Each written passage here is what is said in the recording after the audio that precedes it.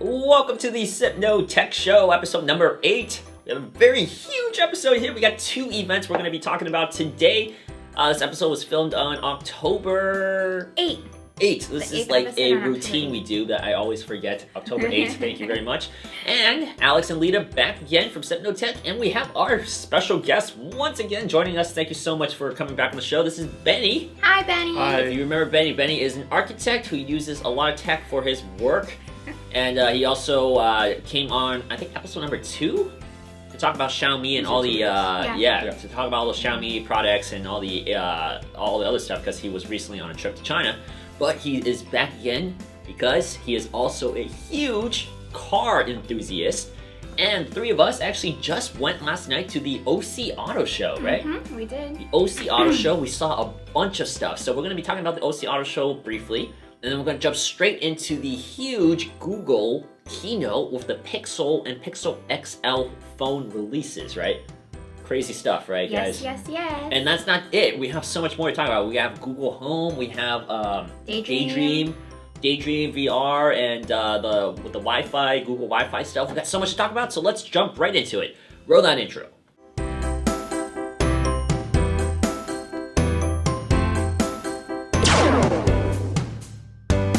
Alright, so the first thing we want to talk about is the OC Auto Show.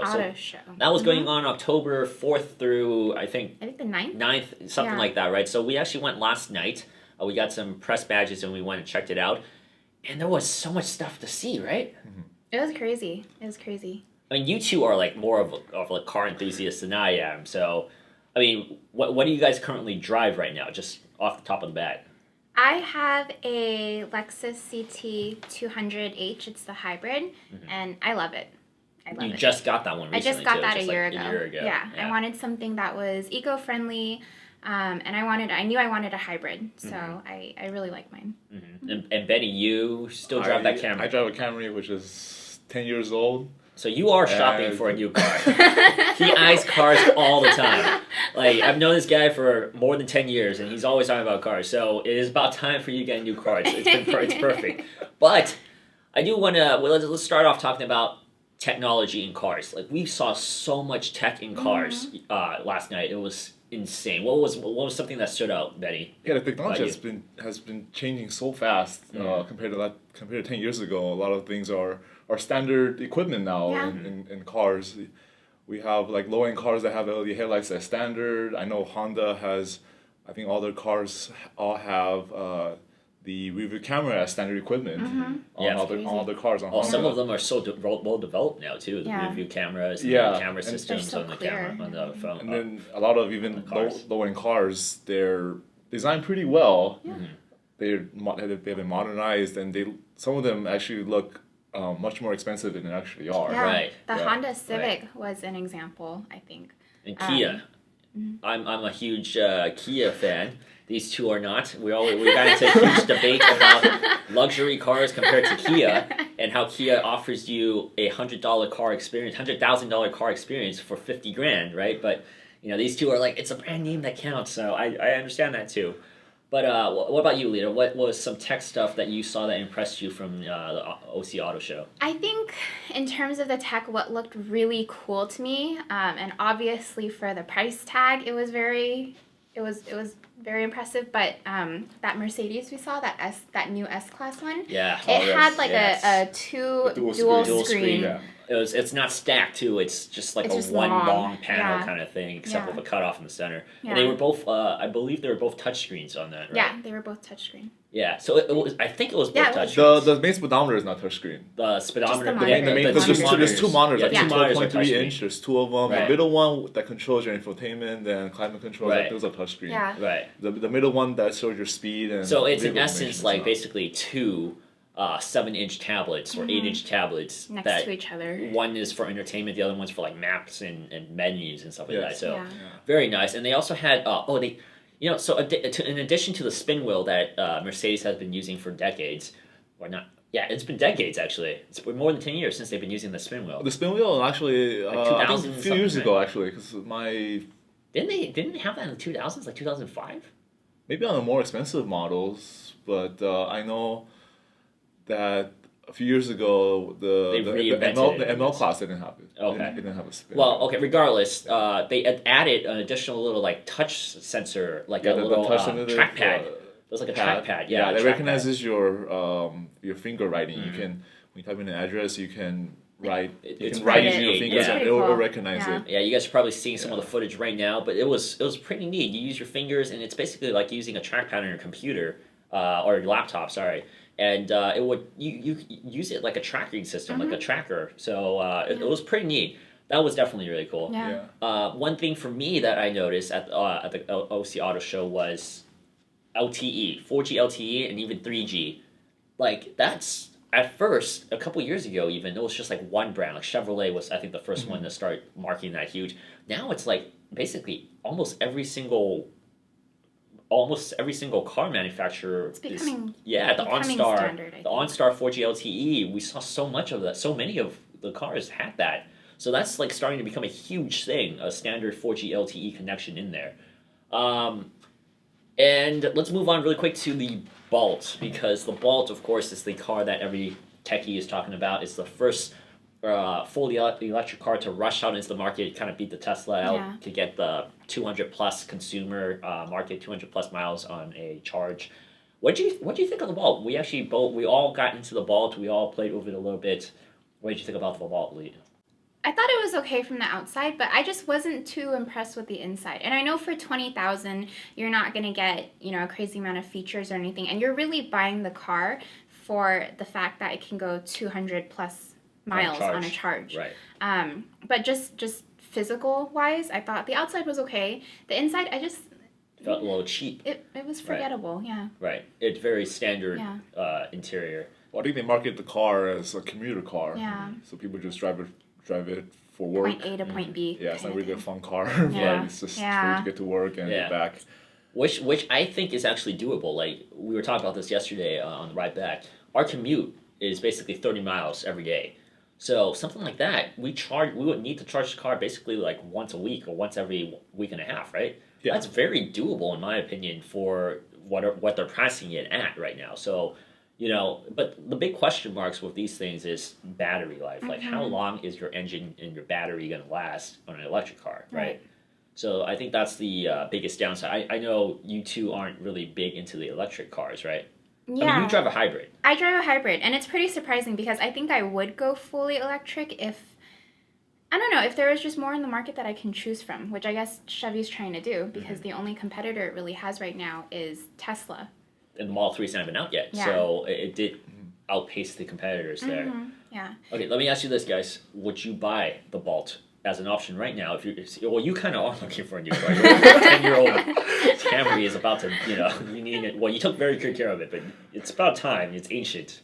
But would you consider the Bolt? I don't know if it can do electric, though, because I've heard you have to worry about, because filling up, actually. Right. Well, there's still some fear to it. It's not very convenient because it takes time compared to filling out gas. It takes like a few minutes, and charging you can't get it everywhere. Right. And the Bolt doesn't have the fast charging technology that the Teslas do, so it does take longer periods of time. And you made a good point yesterday that you actually have to modify your own charging at your home because we don't have the current voltage. The electrical, you can actually charge through your regular outlet, but that'll take longer. Way too long. Yeah, so you have to upgrade your voltage to charge faster, and that's obviously more money involved. And but I know I understand that concern. And Lita, I mean, hybrid to full. I mean, would you go the whole way to full? I don't think I could right now. I mean, maybe give it 5 more years, maybe, and see if there's more charging places and stuff. You are the type that fills up your gas. I halfway, do. I'm so weird. Okay, so my CT can probably go like anywhere from 400 to 430 on one tank, and I actually fill up at halfway. She does. So usually when I have like 200 something miles left, I'm gonna go fill up right now. Right when the meter hits half, she needs to fill. She freaks out that she's not gonna have enough gas. I'm scared that there's gonna be a zombie apocalypse and there's gonna be no gas available, and I wanna make sure I'm ready. Right, and I really wanted to check out the Bolt since they showed it off at CES, and it was great that the OC Auto Show, there wasn't too many people there. No, it was We didn't really have to nice. wait in lines to go and check out each car. We just like waited for like 2 seconds and like we could get into a car. Yeah. And we stayed in the car and we took videos and we were just hanging out inside the cars. Like even the Bolt, where CES was so crowded to see the car, we just walked up to it and we went in. It was great. But I think the Bolt, I think it's gonna be the new Prius. I really do. I think it's a natural evolution. When the Prius first came out, there was still some resistance a little bit to hybrids, right? And then eventually, look at the Prius now. It's like a standard. Like, there's so many people who just buy the Prius because they hear it's going to get you good gas. It's just conservative. It's a very conservative car. I think this is the natural evolution. I think the Bolt in maybe like 2-3 years, maybe the second, third generation, it's going to be like the new standard Prius. So it's pretty cool that we got to check it out. And I think I could buy it. I think I could get one. I really can. I don't know. You're eyeing that Miata pretty. Well, the Miata is the cheapest cruiser you can get, roadster you can get. All right, so enough about the OC Auto Show. Definitely really cool that we got a chance to see some of the cars and the new tech in the automobiles. But let's move on to the main thing that we really want to talk about, which is the Google event. So Google had a keynote earlier this week, last Tuesday, October 4th, and they announced 5 really, really interesting things. Let's jump into it. Lita, you want to go over the biggest thing? Yeah, sure. So it was already rumored, but we knew that Google was going to unveil the Pixel and the Pixel XL. So both of them are pretty similar in design. The Pixel has a 5-inch 1080p display, and the XL has a 5.5 quad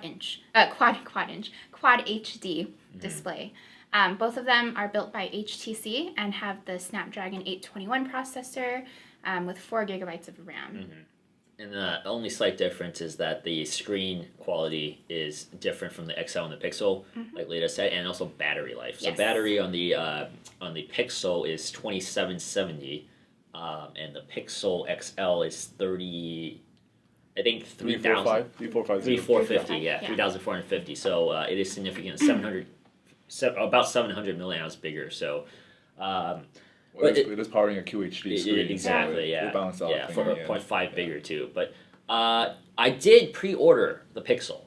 I bought the really blue version of it. I know these guys are going to be knocking me for a long time. They don't like the design. But I actually kind of, it's growing on me. At first, I really didn't like it too. It wasn't the design, it was the color. But it's limited edition. It's just really Every blue. limited edition, you have to get it. You know, that's just the way, that's how it works.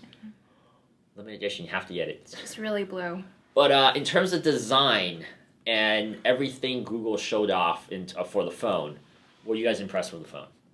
Do you think this is the iPhone for Android now? Or iPhone for Google? I think it's the iPhone for Android users. Yeah. It looks so much like the iPhone. Does it really It has the top bezel and the bottom bezel looks chin. like the iPhone. And then they just took out the home button on the iPhone, it looks like, and then they put it on the back. And They wanted to keep it symmetrical.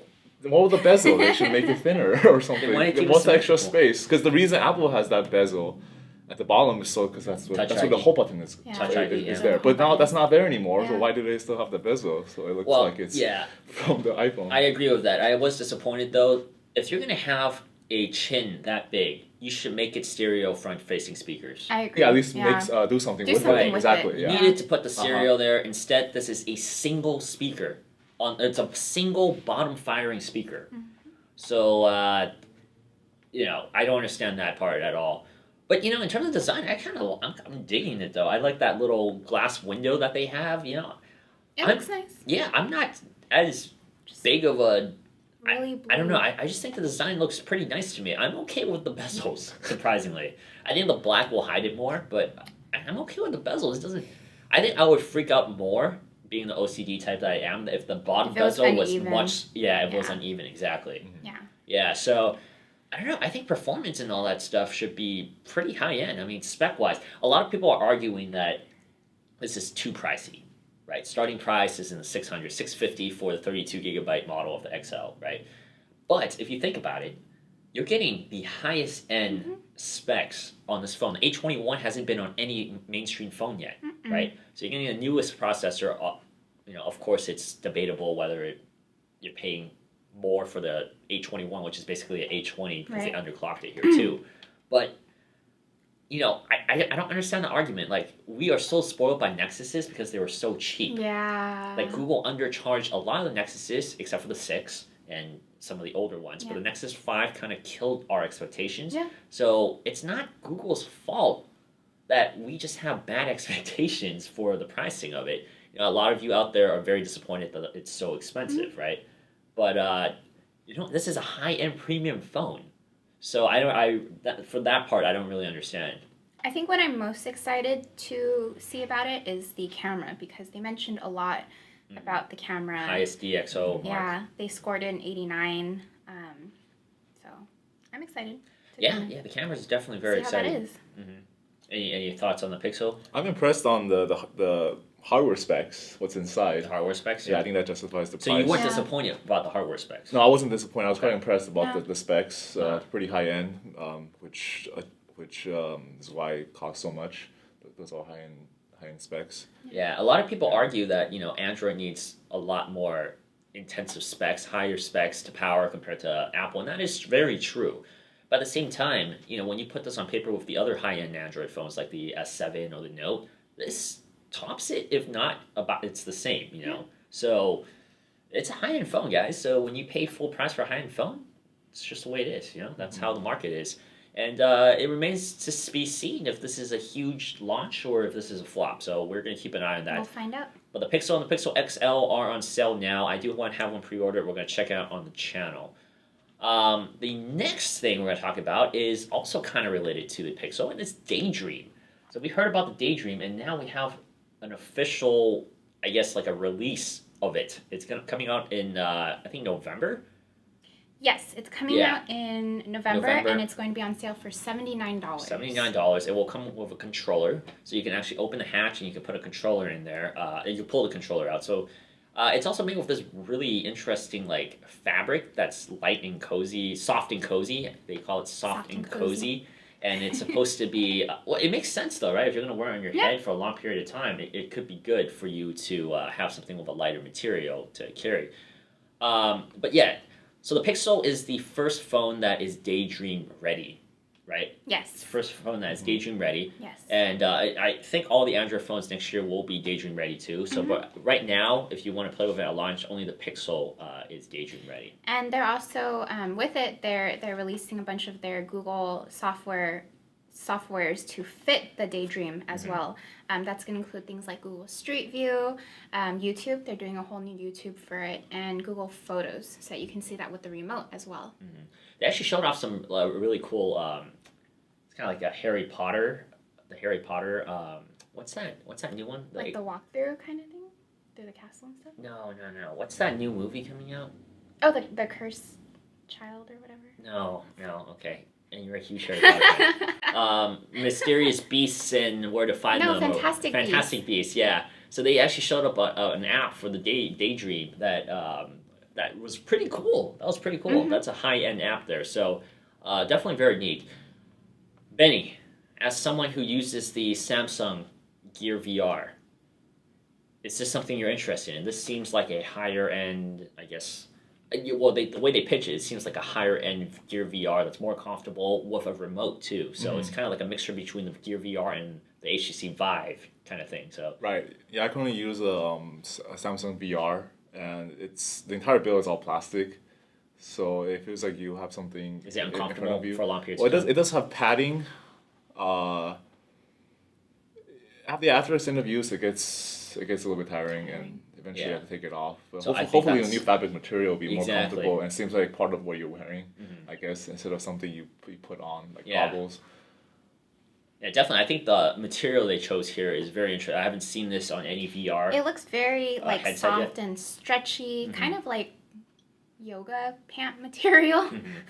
Yeah, definitely. This is something we're keeping an eye on. And if you pre-order the Pixel or the Pixel XL, you will get one of these. You get a code from Google, and you can actually redeem it for a free headset. So that also cuts into the price by $80 basically for the Pixel. So I think the Samsung, the VR runs around like 100. $100. Yeah. It doesn't come with a remote. It doesn't come and with, when you want to switch to menus, there's like a little navigation buttons next It's more like on the top, Mm-hmm. and then it's not really convenient because you kind of have to feel it. And with also the remote, I think it's more convenient. Also, the Gear VR, you can only use it with Samsung devices, I believe. Yes, right now Of it's that only generation, compatible because yeah. of the charger, the port. Right. It only connects to. You have to use the current generation of Samsung phones to use that. Yeah, So. not even all. Yeah, only the current generation. Yeah. Yeah, so that's something that's different. So they undercut the market here, and Daydream seems interesting. It seems like a step above cardboard. So we're very interested to test it out. We will definitely have a review of that once we get it in the next month or so. Moving on, we have Chromecast Ultra. So this is a small story. We don't really have to talk too much about it, but they did introduce a new Chromecast. They did. It's it's upgraded with Ultra, and it's supposed to include 4K now too. Yes, the big story here is that it supports 4K content, HDR, and Dolby Vision. So a little upgrade there if you like 4K content. Netflix is streaming 4K now, so you can stream 4K using this. Google Play Movies will also start streaming in 4K, so they're going to get ready for that. And the cost is a little bit more. It's $69. $69, yeah. So if you like Chromecast, it's the same shape as last year. It's a little hockey puck, and it just slides in behind it with the HDMI port, and you have it all set up. And then here's another interesting one, Google Wi-Fi. So I've been really interested in taking a look at the OnHub, which is a router, Google's router. They had 2 iterations of it. They updated it last year from the original one. Google Wi-Fi is this new, it's not the newest type of technology. We've seen this before where you have multiple spots. You have 3 devices you put in multiple places in your house. They have that here. It's supposed to be better, optimizes which router you're connected to depending where you're at. And you can actually buy a single router for $129 and 3-pack for $299. And you can order them in November and it starts shipping in December. So it's interesting enough. We all have had shoddy reception, yes. Wi-Fi reception. Consistently. Especially range. Yeah. I know after a certain range, you can see on your device that you only get 1 bar out of 5. Yeah, at your place, I remember reception's pretty bad at your place. And then your place, your reception's really bad too. Yeah. And there's certain spots at my place that Wi-Fi just like the kitchen, it can't reach the kitchen for some reason. It's always a dead spot in the kitchen. So is this something that you potentially look at to upgrade your router? Yeah, I think it would be worth a try. The single router is $129, so it's pretty pricey. It is pricey, but I think I would give it a shot. I mean, I've heard pretty good things about the OnHub. So this is basically 3 OnHubs that will perform even better. So something I might potentially try. And then of course we have something I'm really excited about, but I might not even purchase it, which is the Google Home. So Google Home is basically Google's answer to the Amazon Echo. So if you don't know what the Amazon Echo yet is, you should know by now. Amazon Echo, we call it Alexa because that's her name. They can control your home, they can play music, they can access everything from the web. You ask it a question, it can respond. It's actually pretty smart. Alexa is actually really smart. She can refill your toilet paper for you from your last Amazon order. She can order things from Amazon for you. She's like a smart assistant. And Google has come up with something called Google Home, which they did talk about at I.O., but now it's real. It's real now, and you can purchase the Google Home for $129. $129. And you can get a 3-pack for $299. So that's really competitive because the Echo right now is, I think, going for $180, something like that. But I think they recently opened it up. It used to be you had to be a Amazon Prime member and also someone who has an actual Echo to purchase another version of the Echo. Right. But they actually opened it up recently. So Google has really been undercutting the competition, except for the phones. The phones, which everyone's complaining about. But if you look at the overall scheme of things, the Google Home is undercutting the competition right now, which is the Echo. And also I think the Daydream VR is undercutting the competition there with what they're offering. So I mean, Google Home seems pretty interesting, and they did market it as smarter. Like the Google Now Assistant supposedly is smarter than Siri and Alexa, right? And I do use Google Now. Do you guys use Google Now? Yeah, I use it, yeah. and it's very helpful. It tells me updates about where I'm going to and any Does it feel like it's smarter now than it was even a year ago or 2 years ago? I'd Because say that's what they keep saying it is. I would say it is smarter. Even when I'm like driving or something, it knows where I'm going. If I'm going on like a natural route, like going back home or going to work and whatnot, and it'll tell me if there's an accident on my route, traffic, how much of a delay I can expect. Yeah, one thing I was really impressed with the demo they were showing was on the Pixel phone, the assistants. It's just so much smarter. Like you can say, show me a picture of, or when was Marilyn Monroe born? And then you don't have to say her name again. You can say how old was she when she died, or like what movies was she in? What was she in? What movies was she in? And then the assistant, the Google Assistant, actually knows who you're talking about. Without you repeating the name over and over and over. So it adapts to what you're talking about and it actually understands the conversation, which it's kind of scary to a point. But imagine that not on your phone, but in your house. Yeah. You can tell the Google Home Assistant, Google, okay, Google, lock my door, or turn on the lights and stuff like that. And the next day you don't have to say that at a certain time. You just say, okay, Google, do this, and it'll do it. So it's pretty cool. It's very smart. Yeah. That's pretty cool. You can probably control that over your phone, right? I know that. Yeah, you control apps yeah. and you can turn on the air or whatever. It's only for lazy people because instead of picking up the phone you can for just extra say step, it pressing sitting the from button, the couch while you you're just watching sit, you just lay Netflix or back. something. Okay, Google, turn on my TV. Then they'll do it. You don't have to pick up the remote. It's just for lazy people to get fatter. But for you to like reroute, in Wall-E. yeah. Like in Wall-E. There you go. We're gonna be all big in a couple years. But what does it take to reroute your house to make it smart? So it does take a lot. Technology. So yeah, for the lights, for lighting, you have to get Philips Hue or similar competitor there. Yeah. And in the office, I do have certain Philips Hues, but it costs a lot of money. It costs a lot of money. It is expensive. Yeah. All the bulbs and stuff like that. You do need a lot of investments. They all connect to the Wi-Fi, right? Yes. That's how it works. You have so you have to have like a separate little box, a router type of box that. Or to connect to like. Yeah, exactly. That you put next to your router right. for the Philips Hue. And then, of course, if you want to do Nest, or Google Nest, which controls your thermostat and stuff like that, and also like the locks. The lock, yeah. What was the lock company? I forgot what the lock company was, but that's a really big one. It's some sort of lock one, but it's pretty cool. And Google is opening the software, the SDK to everybody. So these will work with a bunch of variety of apps and companies, not just Google Suites and Nest and stuff like that. So that's really cool. It's really neat that they're doing this.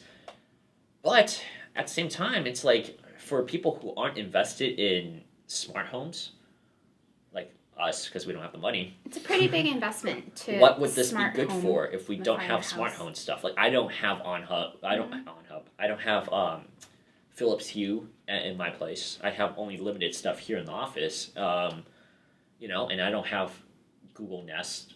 I don't have that stuff. Yeah. So what would this be good for me at least? I think it would just be like a in-home Music version player, of an in-home version of your Google Now, I guess. Like you can just say like, how long will it take for me to get to work when you're at home?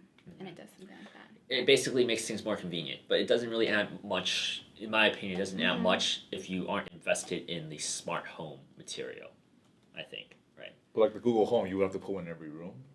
You do, well... Because that's why they have like It's a wherever repack, it right? reaches, Right. right? Yeah, I know for Echo, Alexa can reach a huge space. Like so they can hear you They from can hear the you. other room. What if someone's talking from the other room? They know how to send. They know how to recognize the voice. Recognize. Apparently, I haven't used that yet, but we will see. I've seen videos where they tested from different rooms with music playing or TV rolling, and they can hear you. So it's pretty impressive. I don't know what technologies is at the Google Home.